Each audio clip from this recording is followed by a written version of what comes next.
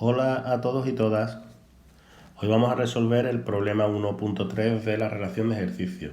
El problema me pide que a partir de una fuente senoidal monofásica de amplitud eficaz 12 voltios y frecuencia 50 Hz se desea obtener una tensión continua regulada de 9 voltios, es decir, que yo quiero 9 voltios en corriente continua para alimentar una carga que demanda una intensidad de corriente continua de 0,27 amperios. Entonces, obviamente, voy a necesitar un regulador. Para realizar dicho proceso se emplea un rectificador monofásico en puente con filtro capacitivo y un regulador de la serie LM78XXC con una tensión de dropout de 2 voltios. Me pide que dibuje el esquema del circuito, que dimensione todos los componentes del circuito para conseguir los objetivos propuestos y calcular el factor de potencia y el rendimiento del circuito. Bueno, pues lo primero que hacemos es dibujar el circuito, que es una fuente senoidal monofásica, como hemos dicho, y vamos a utilizar un rectificador monofásico en puente con filtro capacitivo, aquí está, y un regulador lineal de la serie LM78XXC, que lo tenemos aquí, con una resistencia de carga. Bien, nos dicen que la tensión de dropout, es decir, la tensión que cae aquí, V, vamos a llamarle DO, es igual a 2 voltios, ¿vale? Y me dicen que el regulador tiene una tensión de salida de 9 voltios, quiere decir que la tensión en la carga va a ser 9 voltios. Bien. Pasemos ahora a dimensionar el circuito. Lo primero que observamos es que me dan que la corriente que va a suministrar a la carga me dicen que es de 0,27 amperios. Entonces, si yo conozco la tensión a la que regula el regulador, que va a ser 9 voltios, y me está pidiendo que sea 0,27 amperios, pues está claro que la resistencia la puedo calcular como V partido por I, y sería 9 voltios entre 0,27 amperios. Y esto me da una resistencia de 33,33 ohms. Pasemos ahora a dimensionar el condensador. Para dimensionar el condensador, recordamos del problema 1 que la tensión que teníamos aquí era una tensión con un cierto rizado. Vamos a llamarle que la que cae en ese punto es Vx. Ya sabemos que de un problema anterior, que lo que tenemos en Vx es un rizado, y teníamos que durante este tramo de aquí había 2 diodos conduciendo. En este tramo los 4 diodos estaban en corte, en este tramo conducían los otros 2 y así sucesivamente. El tramo donde estaban los 4 en corte se regía por la ecuación de descarga del condensador. Así pues, ¿quién me va a dar el mínimo? Pues el mínimo me lo va a dar el propio problema. Si nosotros estamos utilizando un regulador que da 9 voltios a la salida y tiene una tensión de dropout que cae aquí, que son de 2 voltios, para que produzca la regulación, la tensión en Vx tiene que ser al menos la de dropout más la tensión de salida. Es decir, que el regulador solo funcionará a partir de otorgarle 11 voltios. Entonces, Vx mínima sería igual V dropout más VO. 2 voltios más 9 voltios igual a 11 voltios. Entonces, ya tenemos aquí que Vx mínima me lo da el regulador. ¿quién me da Vx máxima? Pues Vx máxima me la va a determinar la fuente. Sabemos, o me dice el problema, que la fuente es de 12 voltios eficaces. Pues es muy fácil. La tensión máxima de la fuente sabemos que es los 12 voltios eficaces Vs Rms por raíz de 2, que es 12 por raíz de 2, 16,97 voltios. ¿Cuánto será Vx máxima? ¿Cuál es la tensión que cae aquí con respecto a la que hay aquí, que es la de fuente? Pues va a ser la de fuente menos la caída de dos diodos conduciendo, ¿de acuerdo? Entonces, para ello vamos a suponer que la tensión del diodo de forward va a ser de 1 voltio, ¿vale? Entonces aquí Vx máxima es Vs máxima menos 2 caída de forward, es decir, 16,97 menos 2, 14,97 voltios. Así pues, la tensión máxima de rizado. Simplemente comentar que he tenido un error en el índice y sería AVX, ¿vale?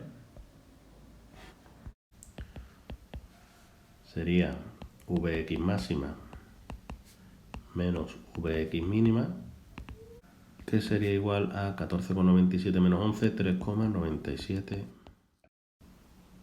Bueno, vamos a obtener el valor de la capacidad del condensador a través de su curva de descarga, que es lo más sencillo.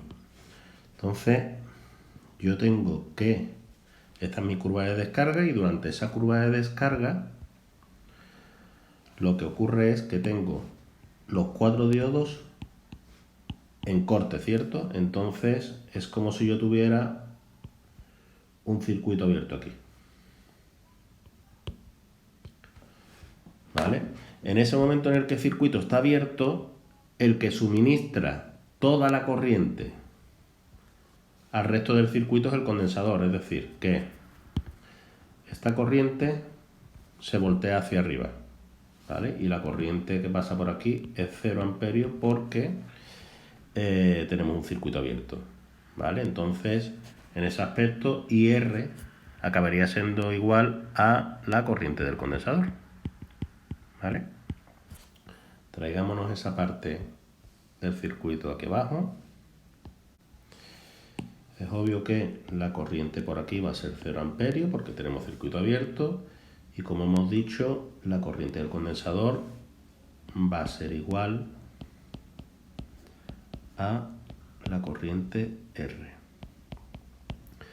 Y la corriente del condensador sabemos que en cuanto a la carga y descarga del condensador es igual a la capacidad por la variación de la tensión que cae en el condensador con respecto al tiempo.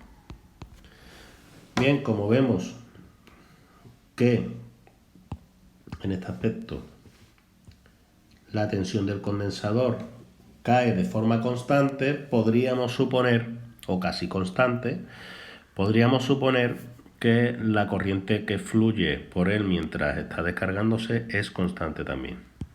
Entonces, haciendo esta suposición,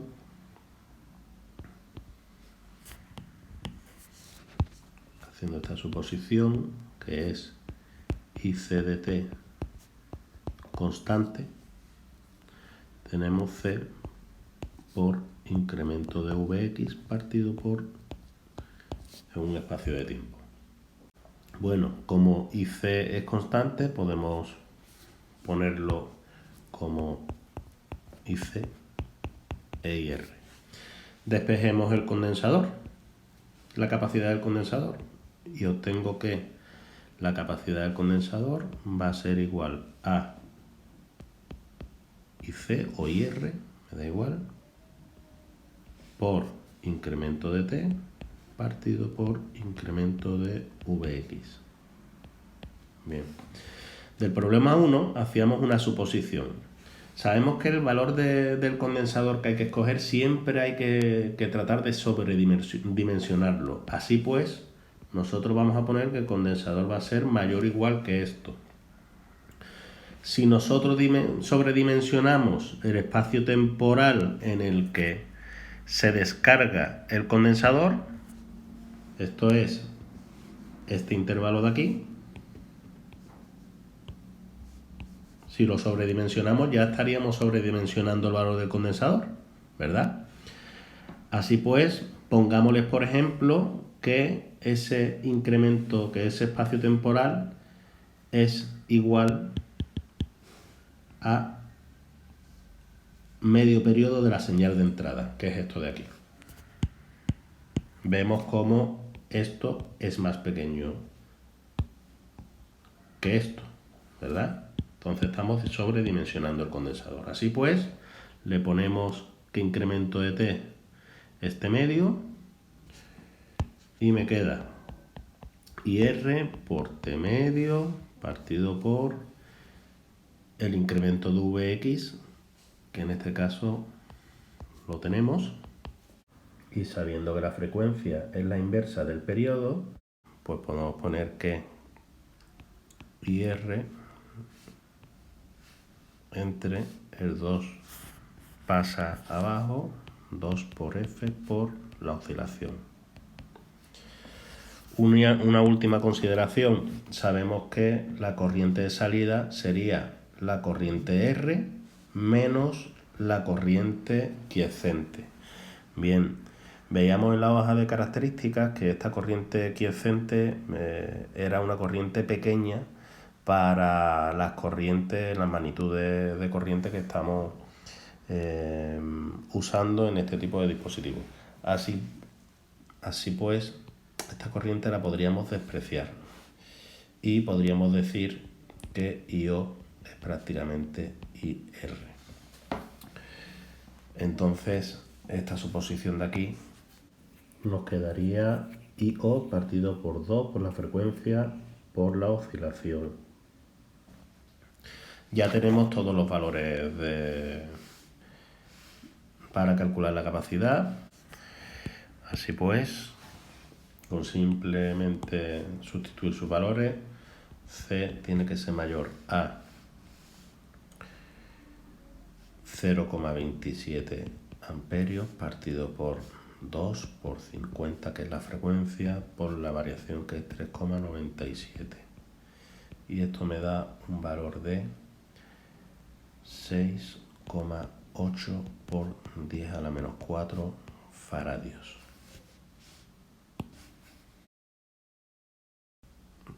Bueno, pues una vez obtenido el valor del condensador, no es necesario sobredimensionarlo porque ya lo hemos sobredimensionado.